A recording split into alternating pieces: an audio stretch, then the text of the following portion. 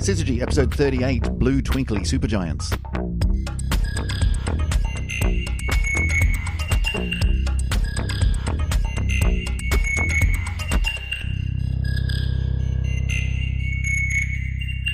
Welcome back to another edition of the Syzygy podcast. This time we're talking about Blue Twinkly Supergiants, which, Emily, you're telling me has something to do with Game of Thrones. I've never watched the show. I'm embarrassed to admit. There are Blue Twinkly Supergiants on Game of Thrones? Yeah, you don't really want to get too close to them, though. Really? No. Well, I'm imagining you probably don't want to get too close to the kind that we're going to talk about today. That's a very fair point, yeah. Yeah. Anyway, what are we talking about? Look, there are stars, we know that, in the night sky, but not all stars are the same. We orbit a fairly average, reasonably small, I think, kind of yellowy star, and to us that seems normal. But there are lots of other different kinds of stars, from really quite small to stupendously large. And today we're going to be talking about a kind which is known as a blue supergiant. Now, I'm guessing, Emily, that you're about to tell me that a blue supergiant is called a blue supergiant because it's blue and it's really big. Yes. On both cases, that is exactly the case. Excellent. So astronomers not winning any prizes for creativity here. Well, you know, it kind of fits. What are you going to call a really big blue star? It's not just giant, supergiant, and it's blue. Well, we already had giants by that point, I suspect. Yeah, so there's giants. No, there's super uber giants. So we're not just talking about this for the sheer joy of it. There's actually been some news on this. There's been some research released that talk about how blue supergiant stars twinkle, how they wibble and wobble. So bring us into this one at some kind of reasonable pace, Emily. What's the research? Who are we talking about? What's happened? Well, you fired this researcher my way. I did. And I looked at it and I thought, this was a paper that I just came through my inbox as well because I really needed to read it because it comes from one of my colleagues, actually, in astroseismology. That's right. I threw this one at Emily and she just went, hang on. I know these people. I really need to pay attention to this one. So pressure's on for Emily today because she's got to get this one right. Otherwise, her colleagues are going to turn around and go, now, listen, sit down. We need to talk. If I get the physics wrong, then I'm going to be in a little bit of trouble. And that's all right. We never get anything wrong on this show except deliberately. So who is this research by? Where's this come out of? So this has come out of a fantastic astroseismic group in Belgium. They work at KU Leuven. And this particular paper was headed up by one of my colleagues called Dominic Bowman, who did his PhD here in the UK and has gone over there to do some postdoctoral research. So shout out to Dominic. And if you're listening, listen very job. carefully and let us know if and when Emily gets any of this wrong. Yeah. So, how do we find our way into this one? What are we talking about? Do we need to start with what is a blue supergiant? Yeah, let's go with that. Okay. Because maybe not many people have come across a blue supergiant in their day-to-day trip to the grocery store, right? No, probably not. So, what are we talking about? Well, I think one of the funnest ways to describe a blue supergiant is actually something that my astrophysics lecturers were telling me when I was an undergraduate. They're basically the rock stars of the universe. Okay, rock stars in the sense of really long bad hair and tight jeans, or what? No, they live fast, die young, and have beautiful corpses. Ah, there you go. Okay, living fast and dying young, beautiful corpses with what? So they don't last very long. No. So let's talk about the sort of origins of what a blue supergiant star is. Okay. It's blue and it's very, very big. So if you think about sort of the main part of a star's life, and I know that we've put down, it's up on my whiteboard, that we're going to talk about the full process of stellar evolution. So all the different parts of a star's life that it goes through from birth up to its death. We are going to talk about that at some point, yes. But just for now, we're just going to talk about a little bit about blue supergiants and what they do. So they are stars that are born at the extreme end of the scale when it comes to size and mass. Okay. So they are the biggest, baddest stars that we have out there. Really big. Really big. How big? So we're talking about hundreds of times the size of the sun. Wow, that is big. Yeah. Okay. So if we look at, let's pick an example actually, because you might be able to imagine this. It's quite cool. Have you looked in Orion lately? The constellation? Well, yes. Yeah. I mean, Orion's a pretty easy to spot constellation in the sky. Yep. Yep. So Orion has two really nice stars, two of which are giants. Mm-hmm. One of them is Rigel and one of them is Betelgeuse. And where are they? Are they the belt or are they They're the corners, if you like, Okay. of Orion's tunic. So Rigel's the very, very blue giant, and Betelgeuse is a very, very red one. We're not going to talk about Betelgeuse, we'll leave that one alone. But Rigel is a blue supergiant. And it's really, really nice having those two stars quite close to each other in the sky because you can actually see the colour difference between them. Rigel's one of the bluest stars in the night sky and Betelgeuse is one of the reddest. So you can actually, and you can tell that just from your own eyes, which is really, really cool. Yeah, I mean, when you first glance, you sort of, all the stars, surely they're all just white, aren't they? But no, they're not. You look carefully and there are subtle differences in colour. And some of them, like those, really are blue. Yeah. You really can see that. Yeah. So Rigel is about 20 times the mass of our sun. Okay. It's something like 100,000 times brighter. Wow. Yeah. It's a fascinating, fascinating star. That's huge. Yeah. And 80 times, if you were to look at the size, like just measure the diameter of the star, 80 times bigger than our sun. Okay. So that's a really big star. Really big star. And what big stars do differently to little stars is they burn through their fuel ultra quickly. Okay. And is that because with their enormous mass, you've got a huge gravitational force pulling everything down, it gets just that much hotter, which means the reactions are happening much faster. Is that the general idea? Exactly, yeah. Right. So even though they're born with much, much more mass, much more fuel to begin with, you think about stars as being atom-crushing machines. These big blue stars are atom-crushing machines going on steroids. They're super, super fast, crushing through their material. So they're churning through that fuel super quick. Is that also why they're blue? Because they're hotter? Yes, exactly. Yeah. So the average temperature that these stars are at is usually, somewhere between 10,000 to 20,000 degrees on the surface. Compare that to our sun, which is a measly 6,000. Right. And this is the sort of thing that you can get a gauge for at home, right? In a way, because we have a gas burner at home, right? And if I turn on the gas burner, then I get a nice blue flame, which is a very, very hot flame, much, much hotter than the flame that I would get from a match that I might use to light the gas burner, which is a much sort of orangier, redder flame. So when you see a blue flame, you get to know fairly quickly that that's like, really keep away from that one. That one's crazy, crazy hot. The bluer it is, the hotter it is in terms of fire and in terms of stars. Exactly. Right. Yep. So these stars, they live fast. They're burning through their fuel super, super quickly. Many of them only last for a few million years. Which is pretty short in terms of very, stars. Very, very short. Yeah. So we're thinking, and again, in comparison, our sun will last about 10 billion years. So much, much, much longer. Like orders of magnitude. Yeah. So very, very big, very, very bright, very, very fast. They die young because they don't live very long. Yeah. And they leave beautiful corpses. So what kind of beautiful corpse? So these are the stars that are going to go supernova. Right. Because there's so much stuff that when they go, they really go. They really, really go. Right. Yeah. So some of the biggest explosions in the galaxy come from big supernova events like these. Okay. So a star the size of our sun, when it reaches finally the end of its lifetime, is it going to go supernova or is it too small? Right. We are too small. Right. Small. You need to be bigger. How much bigger than the sun do you need? Somewhere around 8 times the size of the sun. So pretty hefty. So by the time you get up to one of these blue supergiants, when they go, they're really going to go. So they live fast. They're burning through their fuel. They die young. They don't live very long because they're burning through. Even though they've got so much of it, they burn through it really quickly and then they're gone within, millions of years. And they leave behind a beautiful corpse. They go supernova, and that's pretty extraordinary. That's one of the biggest explosions you're going to ever see. Yeah. Yeah. So these things are actually very, very rare. Right. It's very, very rare that you make very, very large stars. But two things which are very, very interesting, therefore, about them. First of all, we can actually see quite a lot of them in the night sky. Because they're so bright? Because they're so bright. Okay. Right? So they outshine a lot of the very, very nearby stars that might be a lot dimmer. So even though they're very rare, they might be quite far away, they're so bright that we can see them at very, very large distances. That kind of makes sense. Yeah. Even though there's not that many of them around, we see them much better, so they're more obvious to it. Okay. And they're very, very important for the evolution of the galaxy and stellar evolution in general as well. Why? Why is that? Because these are big recycling machines, right? Mm-hmm. So stars take in chemical elements from the environment that they're born with.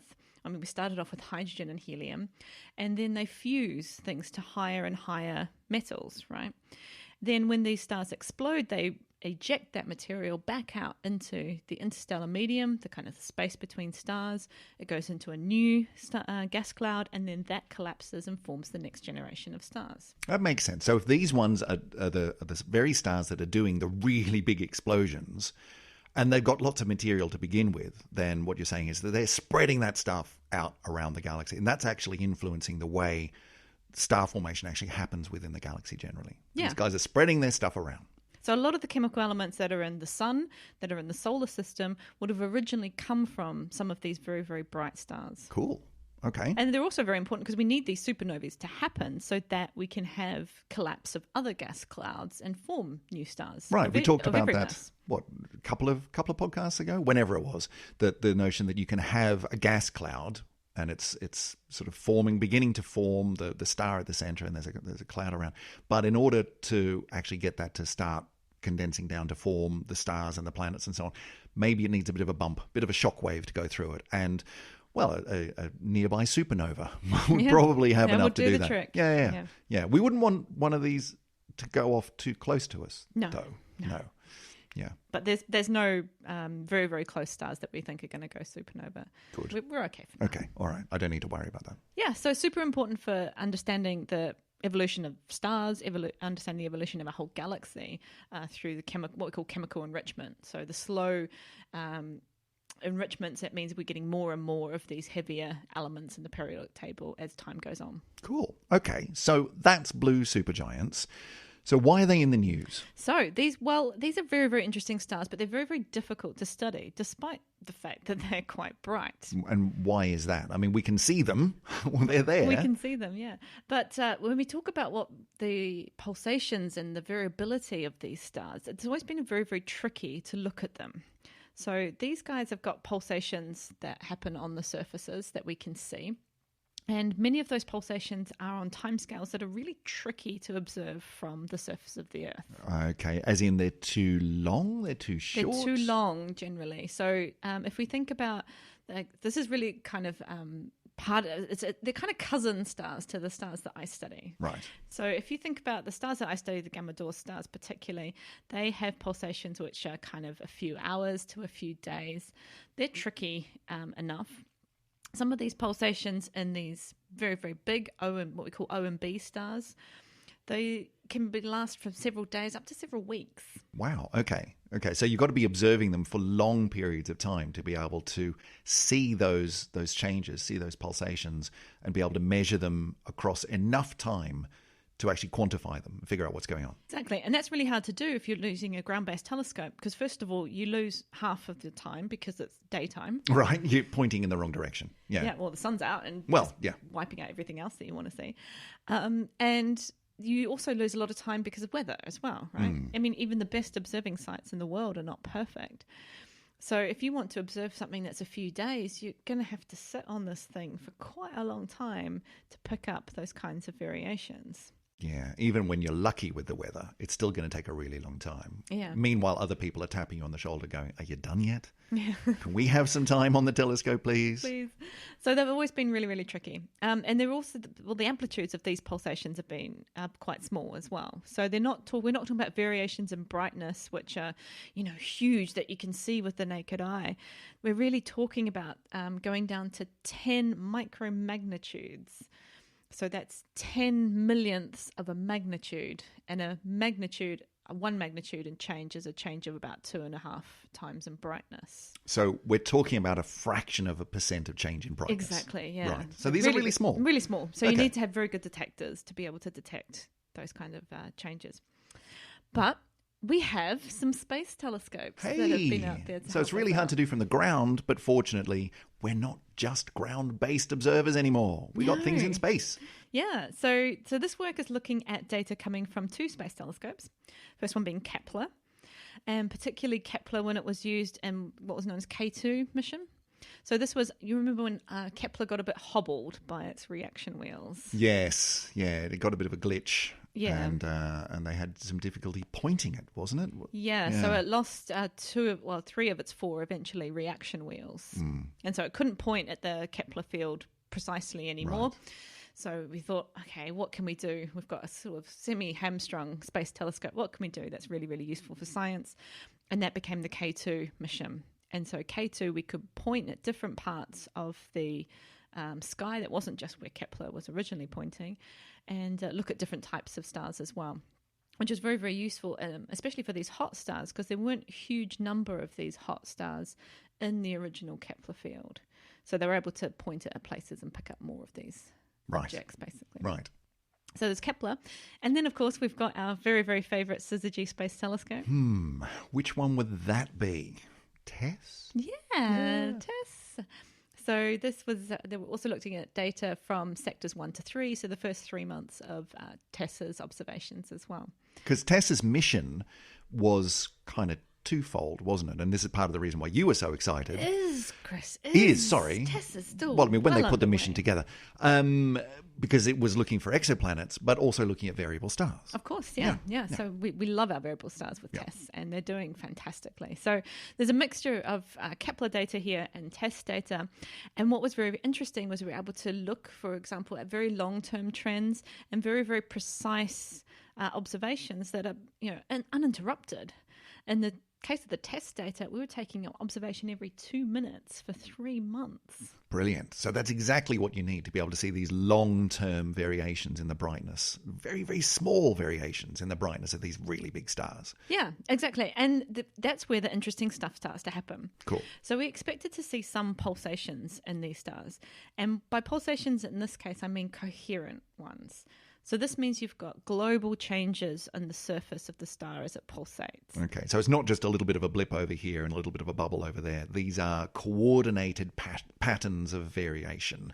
It's wibbling and wobbling in a coordinated way. Exactly, Right. yeah. And the reason why I call these stars kind of the cousins to the ones that I study is because the mechanism's very, very similar. It just happens in a different type of star. So what's happening is that you've got energy being generated in the core of the star, and that energy's got to come out. It's got to get out of that star, right? Got to get out somehow. But with pulsations, what's happening is the energy can't get out fast enough. So you get a build-up inside the star itself. Now, what's causing that blocking, if you like, we call it an opacity, because it's basically preventing something from going through. Like if you had a thick fog, you can't see light on the other side. Right. What's causing that is slightly different depending on exactly the type of star. In the case of these super hot stars, it's actually coming from the chemicals abundances, which are deep inside them, particularly iron. But behind that sort of area, you get energy buildup because it can't transfer through the star fast enough. And that heats up that region, pushes that surface of the star out a little bit. That cools, as it expands, it cools, just like any other gas does. And then once you've got to the point where you have expanded and cooled, then you get changes in the chemical structure, which means that everything can pass through, the energy passes through, and then the star contracts back down again. So you get these cycles of changes in the middle, energy build-up, which causes changes around that, which cycles backwards and forwards. It heats up, cools down, sends the energy out, and the whole thing repeats again. And so you get this, it almost sounds like it's kind of sort of ringing like a bell in a sense, that it's building up and going down, building up and going down. You get these pulsations. Yeah, it almost seems like a big breath of the star happening, but it's instead of being kind of the whole outer shell of the star getting bigger and smaller, then you're kind of getting these waves traveling around the surface, which mean that you have structured variations. So part of the star moves in, part of the star moves out, but the whole thing's coherent. It's happening across the whole star in the same way. Now, these are very interesting pulsations in their own right. Okay. Right. And we've known about them for a while, and we've been able to do some fantastic measurements, particularly in the cooler end of this range of stars. But what this study was able to do is sort of start to look at the whole group of stars as a whole. First of all, take out those coherent pulsations and the few stars that had it, because not all of them did. I think there was about 100 and so stars in the study. Only a few of them had these coherent pulsations. So we took those out and thought, well, what is left? Is the star just not doing anything else over and above that? And it's not as easy because you think, okay, we just take that out and see if any changes are left over. But we have this wonderful thing in data science called noise. Mm-hmm. And noise is basically the uncertainty, the inherent variability that comes from the fact you're making a real measurement. Yeah, the universe isn't smooth. The universe doesn't behave well, typically, and it's noisy. Yeah, it's very noisy. And photons, light, basically have their own inherent noise. So we had to take that and consider that as well. And then once you consider what the white noise that's going on in these observations, then you say, well, is there anything left now? Okay. And there was. Which was what? So very low frequency variability. So low frequency means long periods, right? So it's very, very slow changes that were happening in these stars. What's interesting is they're not coherent. So you were talking before about the variations across the surface of the star being coherent, and that's, I'm assuming, because it's all coming from, down in the center, and the energy is finally making its way out to the surface. But because it's all coming from the center, the surface is going to react in, if not all at once, at least in a coordinated way, in a coherent way. So that's where that's coming from. Yep. But what you're talking about is, okay, so we sift out for all of this noise and all this other stuff, and what's left over is variation, but it's not coherent.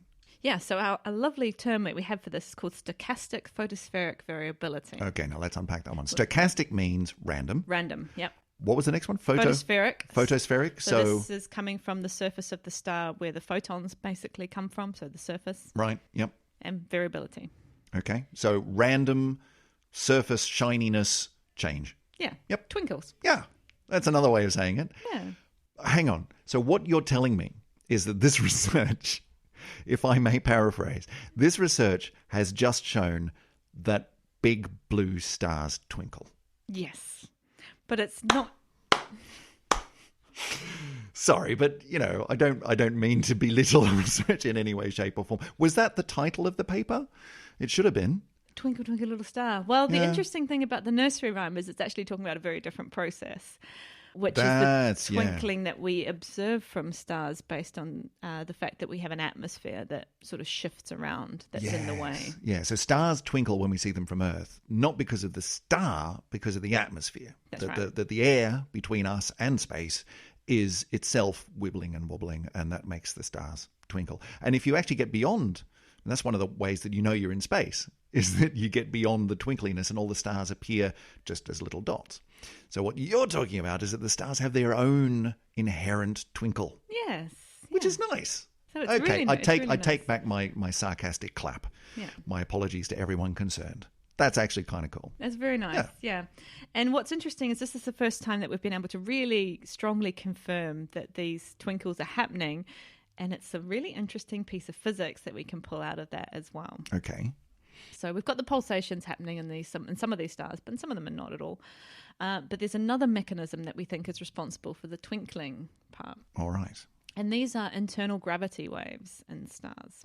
Now, gravity waves, this is the one, I always get this terminology wrong. Gravitational waves are the ones that we've talked about on a few occasions where, black holes collide and send off wobbles through the space-time according to Einstein's theory of general relativity. That's gravitational waves. Gravity waves are waves within something like a star or a planet. The Earth has gravity waves where you've got sort of almost acoustic shock waves, like sound waves, traveling around. Is that right? Is that the kind of thing? So, I think there's a few examples that we can use. So gravity waves are kind of much more mundane than the fancy gravitational waves that we've spoken about. So I brought a salad for lunch today. I'm intrigued to see where this is going. So I brought a dressing to go along with my salad. And in a dressing, I've got the oil and I've got vinegar as well. Yep. So those two layers separate out because they're different densities. Now, if I shake my container, which has got the oil and the vinegar, then you actually set up gravity waves between the two surfaces or the two liquids because they're different densities. Okay, so the gravity waves are at what you mean at that boundary layer? Is that what you're talking about? Yeah, so if you can see the oil, you can see the vinegar. If you wiggle it around, you can see gravity waves traveling between the two layers. Okay.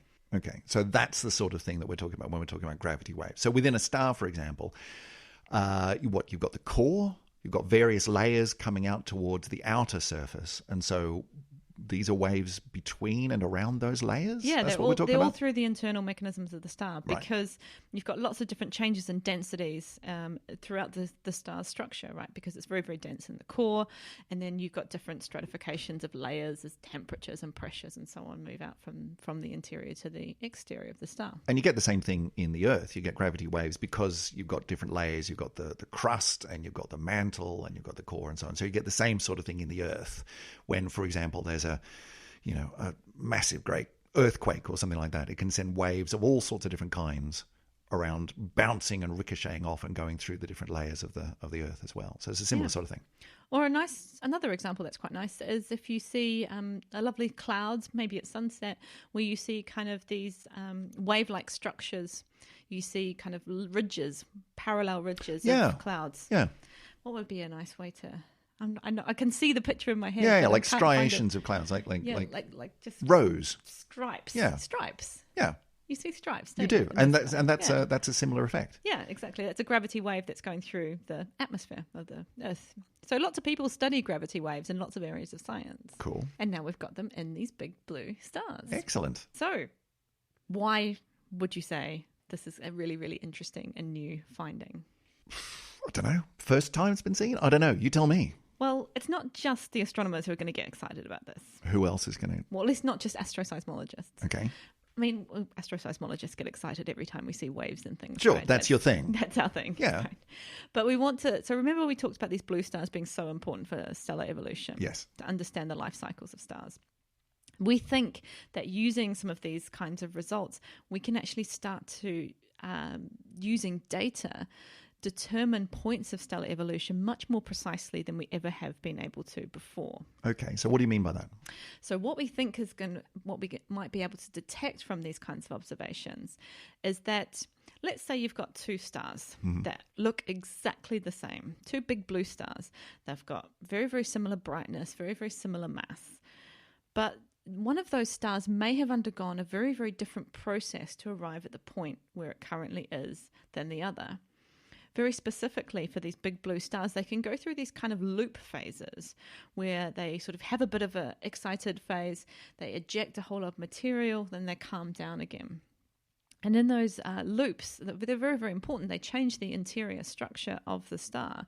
But from the surface, you can't make a simple measurement to say how, have you gone through this loop or not? Right. There's no record left behind of where it's at in this process. No. Right. So you just see the two stars just look identical to the on the surfaces.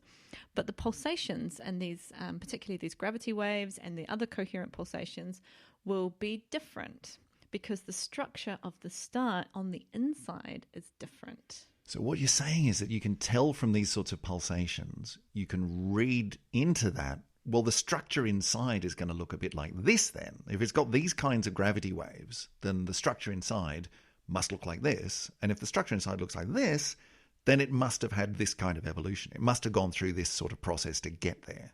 Yeah, and this is really, really important because we don't know a lot about the evolutions of these kind of stars. Some of them go through some weird and wonderful phases like yellow hypergiant phases. They go through... Supergiant's not big enough. Hypergiant? Yellow hypergiant. Some of them go through a red giant, or red supergiant phases. Some of them don't. For example, we used to think that every star needed to go through this red supergiant phase in order to go supernova, right? Turns out that wasn't the case. Oh. And we had a very, very clear example when we had supernova 1987A. Yeah, very famous, like in the list of supernovae in the last while. That was a really big one because 1987, that's the year that we saw it, and we could observe that one really, really well. It's the best modern day supernova we've had because it was very, very close and we could monitor it very, very well. Now, we were able to go back in our records and say, well, okay, which star went supernova? Must have been a big red supergiant or something like that. Nope. Yeah, turns out no. It was actually a blue star that went supernova. And no one saw that one coming. No. So it was very, very exciting that we were able to then say, well, okay, you don't have to be a red supergiant to go supernova. You can be blue and go and do it. So I'm getting a sense then that this whole, and again, this is time, certainly a topic for a whole other series of podcasts, probably the whole stellar evolution thing. There's so much here. But what I'm getting from this conversation is that we understand a lot about stellar evolution, but there's a lot we don't understand about stellar evolution. And in particular, this bit at the end where we kind of thought, yeah, if you're going to go supernova, then it's got to be this. Turns out, no, not so much. And there's a lot of interesting stuff about really big stars and what they do while they're really big stars. The different changes, the cycles they go through, the transitions they undergo, that we just don't yet understand. But if we understand how these blue stars, these blue supergiants twinkle and how those gravity waves are bouncing around inside, that tells us what's inside them, and it tells us what's going on, how they're evolving. It gives us another way to figure that out. Yeah, so we can apply our wonderful astroseismic techniques of peering inside, very, very deep inside stars to figure out what's going on to even more stars and put together. So let's say we want to put a roadmap together of how every type of star in our galaxy is going to evolve and has evolved to the point of where it's at. Then what's wonderful about astroseismology is we're collecting more and more different types of stars at more and more different points of their evolution, opening them up, peering inside and seeing what's going on inside of them. So we're hoping to eventually almost have a complete sample of what stars are doing based on these wonderful pulsations and mechanisms that we see on the surface. So previously, a lot of that, as you say, the roadmap, a lot of that's been put together from observations of, well, there are all these different kinds of stars, and we have, perhaps in some cases, a loose understanding of how you get from one to the other, how you work your way through along this roadmap. But a lot of it's been based around what we can see and trying to place that into some kind of continuum.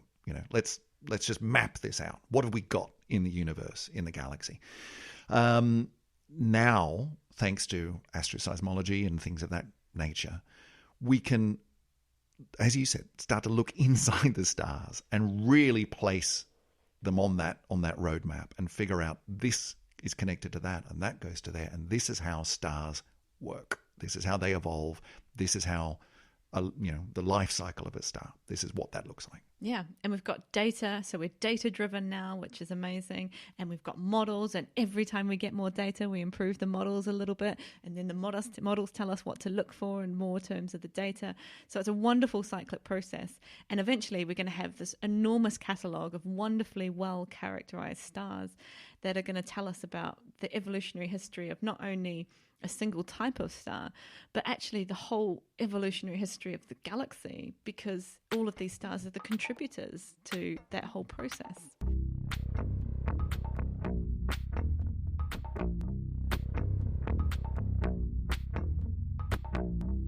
Well, that does us for another episode of the Syzygy podcast.